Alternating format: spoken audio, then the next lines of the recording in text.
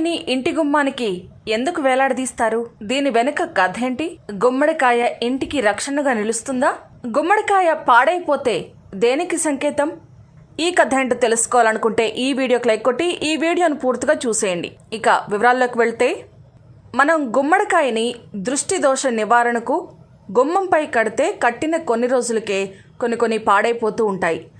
ఇలా తరచూ పాడైపోవడానికి అనేక కారణాలున్నాయట.